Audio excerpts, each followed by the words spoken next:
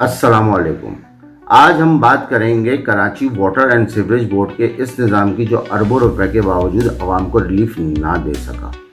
सवाल यह है कि पिछले माली साल में टाउन्स के अंदर कितनी मालियत के मंसूबे मुकम्मल हुए, इसका कोई वाज़ेह जवाब नहीं दिया जा रहा। हुकूमत के रिकॉर्ड्स में अरबों रुपए के फंड्स खा जाते हैं, लेकिन ज़मीनी हकीकत यह है कि वो काम नज़र नहीं आते।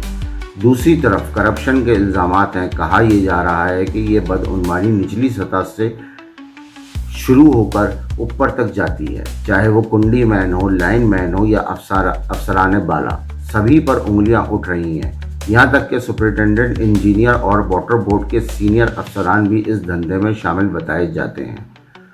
ये सब कुछ सिर्फ मामूली सतह पर नहीं रुकता। इल्ज़ामात ये भी हैं कि ये करप्शन का नेटवर्क बराह रास्त बिलावल हाउस तक पहुँचता है।